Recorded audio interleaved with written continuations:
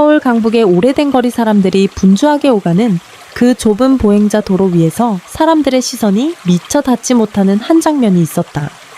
흰 셔츠에 슬랙스를 반듯하게 차려입은 중년 남성, 은발이 성성한 그의 이름은 진호. 옛날 같으면 회사 정문에서 그가 나타나는 순간 직원들 모두 숨을 죽였다던 부동산 재벌이자 냉철한 사업가로 불리던 그였다. 그런 그가 지금은 매일같이 이른 아침, 그리고 늦은 오후 작은 휠체어를 조용히 밀고 다니며 이 거리를 걷고 있었다. 휠체어 위에는 그의 딸 혜운 8살.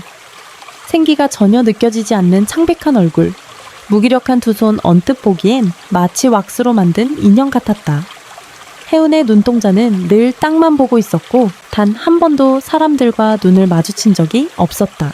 진호는 말없이 아이를 밀고 걷는다. 서울역 근처 낡은 서점 앞에서 한참을 멈춰 섰다. 혜운이 예전에 자주 들르던 만화책 가게였다. 그때 혜운은 달랐다. 활발하고 호기심 많은 아이 친구들 사이에서도 분위기 메이커였고 뛰고 구르기를 좋아하던 아이였다.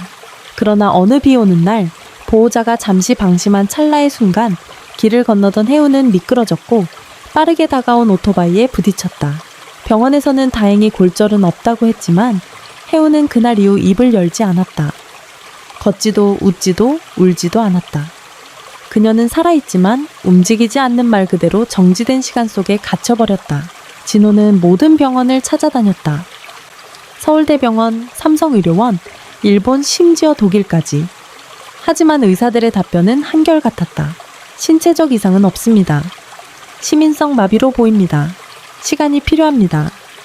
그러면서도 그 시간은 늘 불확실했고 처방되는 약은 언제나 진호 자신이 먹을 수면제였다. 그날도 진호는 어김없이 혜운과 함께 거리를 걷고 있었다. 햇볕이 따갑지도 바람이 시원하지도 않은 어중간한 날씨 속에서 길가에는 삶의 냄새가 섞여 있었다.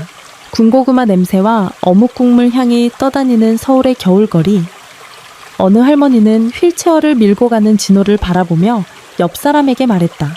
쟤 옛날에 동네 골목에서도 축구도 잘했는데 지금 저러고 있으니 마음이 아프다.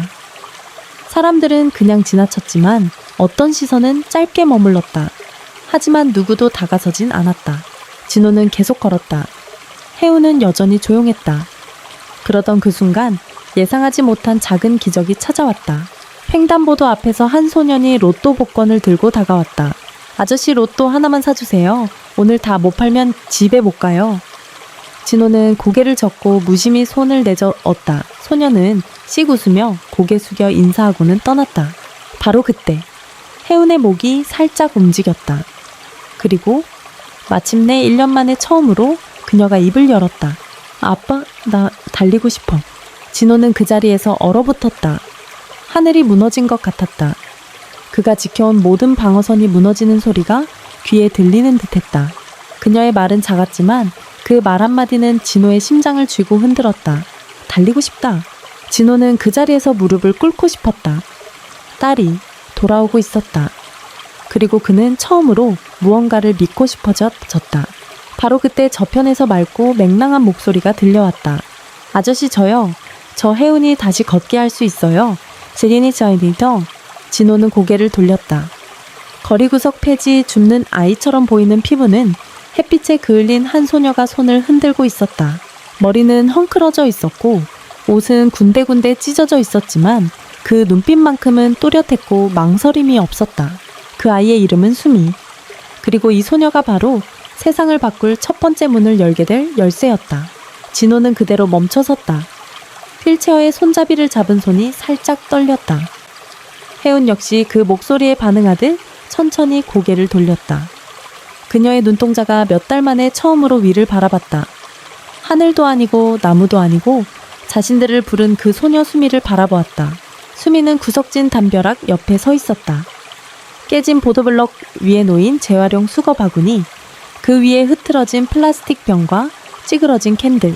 그 소녀는 다리 한쪽을 살짝 절뚝이며 다가왔다.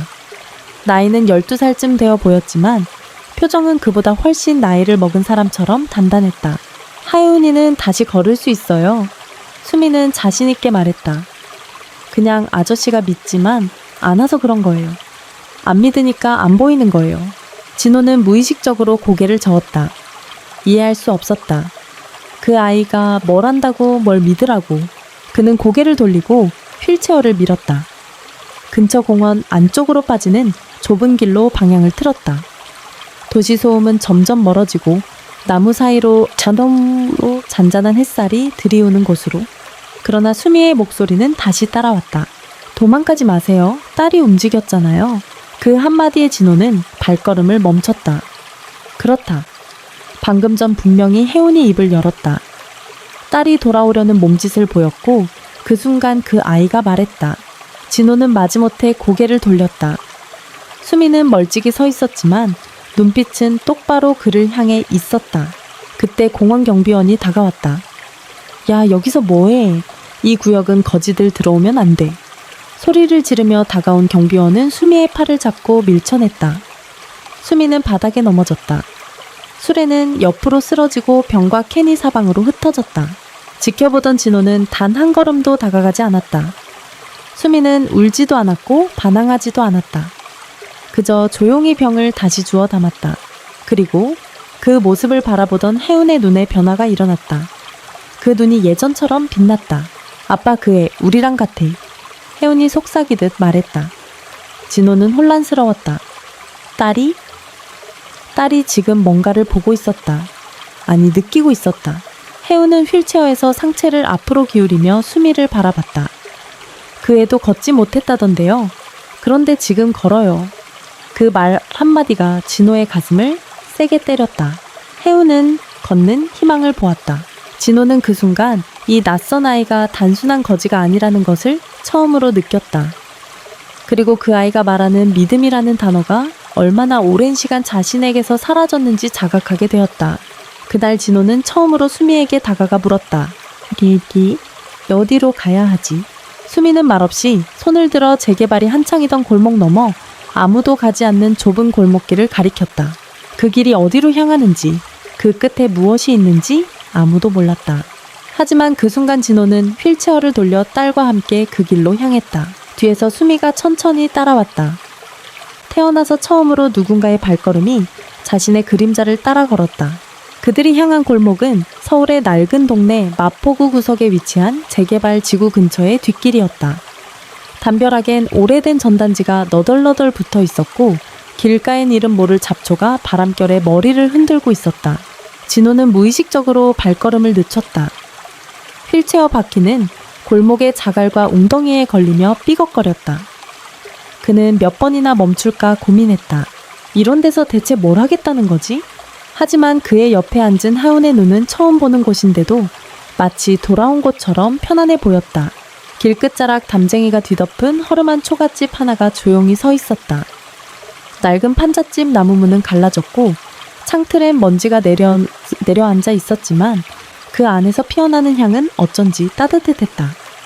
약간의 트리목 향, 그리고 고요한 시간의 냄새. 수미는 문 앞에서 멈춰놓았다. 이 집이요, 할머니 집이었어요. 여기서 저는 처음으로 울었고 처음으로 말을 했어요. 아무도 못 고친다고 했지만 그분은 제 손을 잡아줬어요. 진호는 말없이 그 아이를 바라보았다. 수미는 집 안으로 들어가 작은 방 한가운데에 놓인 낡은 집매트 위에 조용히 앉았다.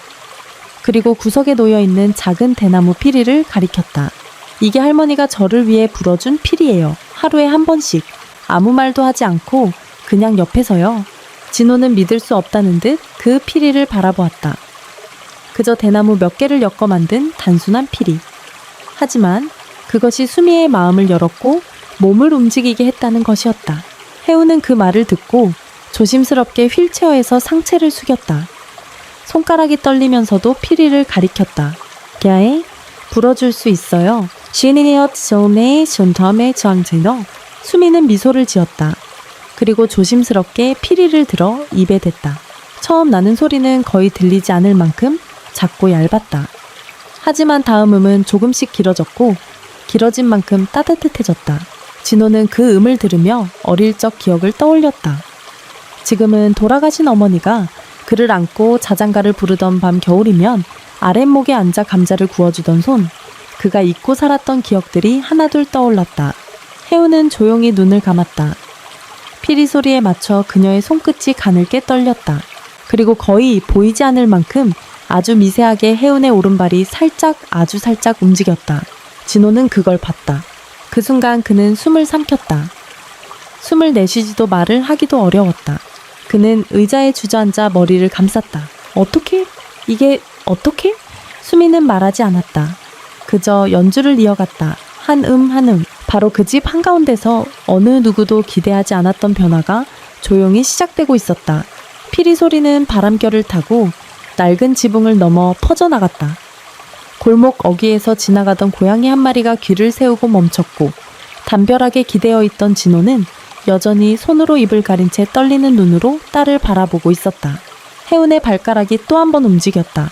이번에는 조금 더 명확하게. 수미가 피리를 불던 박자에 맞춰 마치 리듬을 타듯 아주 천천히 그러나 분명하게. 그 움직임은 세상의 어떤 말보다 진호의 마음을 흔들었다. 그는 어느새 손을 휘청 내리며 중얼거렸다. 이게 가능한 일이었나? 왜 아무도 말해주지 않았을까? 그 목소리에는 후회와 놀라움, 그리고 벅찬 감정이 뒤섞여 있었다. 그건 아저씨가 질문을 멈췄기 때문이에요. 수미가 말했다. 왜 걷지 못하냐고만 묻고 어떻게 다시 걸을 수 있느냐는 물음은 아저씨가 하지 않았어요. 진호는 아무 말도 하지 못했다. 그 말은 칼날처럼 그의 마음을 찔렀다. 그동안 그는 딸의 병을 문제로만 여겼고 해결책을 기술에서만 찾으려 했었다. 하지만 지금 이곳에서 한 소녀가 피리를 불고 또 한 소녀가 그 음에 맞춰 깨어나고 있었다. 혜우는 갑자기 고개를 들었다. 수미를 향해 그리고 아빠를 향해 작은 목소리로 말했다. 나 다시 걷고 싶어. 그 말은 더 이상 속삭임이 아니었다. 그것은 선언이었다. 진호는 숨을 내쉬었다. 그리고 처음으로 딸의 손을 잡았다. 좋아, 그럼 우리가 시작해보자. 수미는 고개를 끄덕였고 방 안은 조용했지만 마음속에는 환호성이 울리는 듯했다. 그날 저녁 진호는 한참을 그 집 마당에 앉아 있었다. 허름한 마루에 앉아 오래된 별빛을 올려다보았다. 수십 년 만에 처음 보는 별이었다. 하늘은 그날따라 더 가까웠고 어디선가 들려오는 피리 소리는 마치 오래된 자장가 같았다. 다음날 아침, 수미는 혜윤에게 작은 천 조각을 내밀었다. 그 위에는 흐릿한 실로 용서라는 한자가 수놓아져 있었다. 이건 할머니가 제게 처음 준 거예요. 저도 처음엔 아무 의미 없는 천 조각이라 생각했어요. 하지만 그걸 무릎에 얹고 피리를 들으며 조금씩 다시 움직이기 시작했어요. 혜우는 그 천을 받아 무릎 위에 얹었다. 그리고 마치 어떤 의식을 치르듯 조용히 눈을 감았다. 진호는 그 모습을 지켜보며 자신의 마음 한구석에서 한 줄기 희망이 뿌리를 내리는 것을 느꼈다. 그날 이후 그는 매일같이 혜운과 함께 그 집을 찾았다. 수미는 피리를 불고 혜운은 천천히 그리고 서서히 움직임을 되찾아갔다. 진호는 자신도 모르게 매일 조금씩 달라졌다. 그는 더 이상 서두르지 않았고 묻지 않았다. 그저 듣기 시작했다. 며칠 후 혜운은 드디어 두 발로 선 채로 공터 한가운데 섰다. 그녀의 두 다리는 여전히 떨리고 있었지만 무릎이 부러질 것 같은 긴장감 속에서도 혜운은 천천히 그러나 분명히 한 걸음을 내디뎠다. 진호는 숨을 멈춘 채 딸을 바라보았다. 수미는 멀찍이 서서 조용히 손에 든 피리를 쥐고 있었다. 그 피리는 이젠 불지 않아도 그 자체로 혜운에게 희망의 상징이 되어 있었다. 한 걸음, 또 한 걸음. 혜운은 입을 다문 채 중거리듯 움직였다. 그리고 마침내 세 번째 걸음을 떼던 순간 그녀는 휘청이며 넘어졌다. 진호가 본능적으로 뛰어들려던 그때 수미가 손을 내밀어 그를 멈춰 넣었다. 내오머지는 것도 배워야 해요. 이제는 일어나는 법을 아는 게 더 중요하니까요. 진호는 주먹을 불끈 쥐었다가 놓았다. 그의 가슴 속에서 무언가 무너지고 있었다. 내가 보호해야 한다는 본능이 딸은 약하다는 전제가. 혜우는 땅에 엎드린 채 몇 초를 멈췄고 그러다 천천히 팔을 뻗어 몸을 일으켰다. 등은 흙먼지로 더러워졌고 무릎에는 작은 상처가 났지만 그녀는 처음으로 스스로 일어섰다. 그날 이후 수미는 말했다. 이제 밖으로 나갈 준비가 됐어요. 진호는 망설였다. 사람들이 뭐라고 할지 모른다. 우릴 비웃을지도 몰라. 수미는 조용히 고개를 저었다. 웃게 하세요. 그리고 혜운이는 걸으세요. 사람들의 시선은 혜운이의 발을 멈추게 하지 않아요. 멈추는 건 믿지 않는 마음이에요. 며칠 뒤 세 사람은 함께 도심 속 시장 거리로 향했다. 진호는 예전 같았으면 절대 가고 싶지 않았던 곳, 너무 시끄럽고 너무 냄새가 많고 너무 많은 시선이 있는 곳. 그러나 그날의 시장은 달랐다. 혜운은 흰색 재킷을 입고 머리를 단정하게 묶은 채 왼손으로는 천천히 수미의 옷자락을 잡고 있었다. 그 모습은 너무도 평범했지만 진호에겐 기적 같았다. 그들은 시장 한복판으로 걸어 들어갔다. 사람들이 속삭이기 시작했다. 저 사람 아냐, 그 부동산 사장 딸이 마비됐다고 소문났던데 지금 걷고 있네. 옆에 있는 애는 뭐야 행색이. 시선은 따가웠고 한 중년 남성은 스마트폰을 꺼내 들었다. 그리고 대놓고 카메라를 향했다. 이거 뉴스감이네. 진짜 병을 고쳤다고. 혜우는 그 소리에 움찔했고 손이 살짝 떨렸다. 바로 그때 진호가 그 남자 앞에 우뚝 서서 막아섰다. 그만하시죠. 이 아이는 걷는 법을 배웠고 나는 믿는 법을 배웠습니다. 당신이 뭐라 해도 오늘은 우리 둘 다 걸어가고 있는 중입니다. 사람들은 조용해졌다. 그 누구도 박수치지 않았고 누구도 응원하지 않았지만 어색한 침묵 속에서 혜우는 또 한 걸음을 내딛었다. 그 걸음은 이전보다 더 분명했다. 이젠 누구의 도움이 아니라 스스로의 의지로 내딛는 걸음이었다. 수미는 아무 말 없이 뒤를 따랐다. 그녀는 말보다 믿음이 더 강한 아이였다. 사람들의 시선, 수군거림, 비아냥, 그 모든 걸 등에 지고도 당당히 앞으로 나아가는 법을 이미 알고 있었다. 그 날 밤 진호는 조용히 혜운의 방에 들어갔다. 혜운은 피곤했는지 잠이 들었지만 손엔 여전히 그 용서가 수놓인 천을 쥐고 있었다. 진호는 딸의 이마에 입을 맞췄다. 그리고 처음으로 딸의 방 안에서 자신이 용서를 구해야 할 사람이라는 걸 느꼈다. 미안하다. 그리고 고맙다. 너는 날 살렸다, 혜운아. 그 말에 혜운이 잠결에 중거렸다. 아빠, 나 꿈 꿨어. 내가 달리고 있었어. 그런데 거기 수미도 있었어. 진호는 잠시 눈을 감았다. 그리고 마음속에서 어떤 큰 문이 조용히 열리는 소리를 들었다. 그날 아침 서울은 이례적으로 조용했다. 늦가을의 공기 속엔 겨울의 첫 입김이 섞여 있었고 골목 사이로 스며든 햇살은 그저 따뜻했다기보다 깨끗했다. 진호는 창문을 열고 오래도록 바깥을 내다보았다. 몇 달 전만 해도 그는 자신이 이런 계절을 음미하게 될 줄 몰랐다. 하지만 지금 그는 겨울 냄새 속에서 봄의 기척을 느낄 수 있었다. 혜우는 이미 깨어 있었고 거실 한가운데 작은 러그 위에 서서 스트레칭을 하고 있었다. 무릎에는 여전히 파스 자국이 있었지만 표정은 맑았고 자신감이 넘쳤다. 그녀는 진호를 보자마자 웃으며 말했다. 아빠, 오늘 나 혼자 학교 가볼래? 진호는 잠시 말을 잇지 못했다. 그는 지난 몇 달간 매일같이 혜운을 등에 업고 병원으로 갔고 휠체어에 앉은 딸을 지하철 계단에서 안고 올라갔다. 하지만 지금 딸은 자신이 스스로 나아가겠다고 말하고 있었다. 알았어. 근데 진호는 미소를 지으며 말했다. 혼자 가는 첫날 내가 모퉁이까지만 따라가도 될까? 혜우는 고개를 끄덕이며 웃었다. 그 미소는 그 어느 날보다 강하다는 의미였다. 학교 앞 도로엔 여전히 분주한 아이들이 있었다.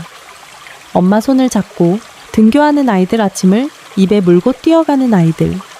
그 사이에서 혜우는 천천히 조용히 그러나 단단하게 걸었다. 진호는 멀리서 그 모습을 지켜봤다. 혜우는 학교 정문 앞에서 잠시 멈추고 등 뒤를 돌아보았다. 멀찍이 서 있던 아빠가 손을 흔들었다. 혜운도 손을 흔들고 천천히 정문 안으로 들어갔다. 그 순간 진호는 혼잣말로 말했다. 그래, 오늘이 네 생일이다. 다시 태어난 날. 그리고 그날 저녁 진호는 한 봉투를 꺼냈다. 봉투 안에는 자신의 회사 간판 교체를 요청하는 문서이사회 사임서, 그리고 몇 개의 공공기부 서류가 들어있었다. 이제 그는 누군가의 사장이 아니라 누군가의 아버지로 살고 싶었다. 그리고 그는 조용히 그 봉투 위에 한 줄을 썼다. 처음으로 다시 시작하는 날. 밤이 되자 혜우는 학교에서 돌아와 아빠 품에 안겨 말했다. 수미는 오늘도 골목에서 피리 불었대요. 근데 누군가가 앉아서 계속 울었대요. 말은 한마디도 안 했지만 그냥 곁에 있었대요. 진호는 고개를 끄덕였다. 그리고 속으로 중얼거렸다. 그 아이는 계속 그렇게 누군가를 지키겠지. 세상이 보지 못하는 자리에서. 그날 밤 진호는 혜운과 나란히 누웠다. 그리고 오래된 이불을 당겨주며 말했다. 잘자 다시 태어난 내 딸. 혜운은 작게 속삭였다. 아빠도 다시 태어난 거 알아요. 그리고 둘은 아무 말 없이 손을 꼭 잡았다. 두 개의 심장이 똑같은 박자로 뛰고 있었다. 몇 달 후, 겨울이 지나고 봄이 오자 서울의 오래된 동네 골목엔 다시 연두빛이 돌아오기 시작했다. 담벼락 아래 고개 내민 민들레 금이 간 보도 사이로 피어나는 작은 풀꽃들. 그 모든 것이 기적 같았다. 그리고 그 골목 안의 작은 집에도 변화가 생겼다. 집 앞엔 이제 작은 손팻말이 걸려 있었다. 누구든 앉아도 됩니다. 음악이 들릴 때까지 그냥 있어주세요. 그 집은 더 이상 버려진 곳이 아니었다. 어느 날부턴가 사람들이 한둘씩 찾아오기 시작했다. 말을 이르던 아이, 학교를 그만둔 청소년, 실직한, 가장 마음을 다친 이들. 그들은 묻지 않고 도와달라고도 하지 않았다. 그저 그 골목 어귀에 앉았다가 어디선가 들려오는 피리 소리를 따라 그 집 안으로 들어왔다. 거기엔 여전히 수미가 있었다. 수미는 달라진 게 거의 없었다. 여전히 낡은 옷, 여전히 묵직한 눈빛, 여전히 말이 많지 않은 성격. 하지만 달라진 게 있었다면 이제 그 옆에 누군가가 있었다는 것. 혜운이었다. 혜운은 방학마다 그 집으로 찾아왔다. 그리고 수미와 함께 처음 오는 사람들에게 조용히 따뜻한 물을 건넸다. 누구도 왜 왔냐 고 묻지 않고 그저 그 사람이 돌아보지 않을 때 무릎 위에 작은 천 하나를 살며시 얹어주곤 했다. 거기엔 늘 한 단어가 적혀 있었다. 미디움 혹은 용서 혹은 기다림. 말은 하지 않지만 그 단어들은 어떤 약보다 오래 남았다. 어느 날 진호는 회사 일로 지방 출장을 갔다가 서울로 돌아오는 길에 우연히 그 골목을 지나게 되었다. 그는 차를 세우고 조용히 안쪽으로 걸어 들어갔다. 거기엔 익숙한 담쟁이 그리고 여전히 그 모습을 간직한 작은 집이 있었다. 그 앞에서 그는 조용히 서 있는 어떤 남자아이를 보았다. 10살쯤 된 아이는 어깨를 떨고 있었고 양손에 무언가를 꼭 쥐고 있었다. 진호는 말없이 아이 옆에 섰다. 한참을 그렇게 있다가 아이에게 조용히 말했다. 여기선 그냥 기다려도 돼. 누가 다가오지 않아도 언젠간 누군가 옆에 앉을 거야. 아이의 눈이 커졌다. 하지만 그는 아무 말도 하지 않았다. 그저 고개를 작게 끄덕였다. 그리고 그 순간 어디선가 아주 약한 피리 소리가 들렸다. 멀리서 바람을 타고 오는 듯한 익숙하고 부드러운 음색. 진호는 웃었다. 그는 더 이상 기적이라는 단어를 믿지 않았다. 하지만 사람은 믿게 되었다. 그날 밤 혜우는 일기장에 이렇게 적었다. 수미 언니는 말하지 않아도 옆에 있어주는 사람이다. 나도 그런 사람이 되고 싶다. 피리를 불 줄은 모르지만 누군가의 손을 잡아줄 수는 있으니까. 그리고 그 아래 작게 붙여진 쪽지가 있었다. 누구도 잊히지 않는다면 누구도 완전히 사라지지 않아요. 그렇게 서울의 어느 오래된 골목 안조용한 기적은 계속 피어나고 있었다. 그리고 언젠가 그 피리 소리에 이끌려 또 다른 누군가가 걸어 들어올 것이다. 말없이 묻지 않고 그저 앉기 위해. 이 이야기를 다 보고 나니 가슴 깊은 곳이 따뜻하게 젖어드는 느낌이에요. 단순히 한 아이가 걷게 되었다는 기적을 말하는 것이 아니라 누구도 알지 못했던 상처와 침묵 속에 있었던 믿음, 용서, 그리고 사랑이 어떻게 사람을 다시 일으키는지를 보여주는 감동적인 여정이었습니다. 특히 마음을 닫았던 아버지가 점점 딸의 손을 다시 잡게 되고 세상에서 외면받던 한 소녀가 누군가의 희망이 되어주는 그 변화는 단순한 드라마가 아니라 우리 삶 어딘가에 있을 법한 진짜 이야기처럼 느껴졌어요. 한 번의 말도 없이 곁에 있어주는 사람, 조용히 손을 잡아주는 사람의 존재가 얼마나 큰 힘이 되는지 다시 한번 느끼게 됩니다. 이 이야기가 마음에 닿았다면, 그리고 혹시 당신도 언젠가 수미 혹은 혜운 혹은 진호였던 적이 있다면 좋아요와 구독 댓글 꼭 남겨주세요. 당신의 한 줄이 또 다른 누군가의 희망이 될 수 있으니까요. 그리고 이야기는 아직 끝나지 않았습니다. 2부가 곧 찾아옵니다. 그 속에서 또 어떤 만남이, 어떤 기적이 기다리고 있을지 우리 함께 지켜봐요.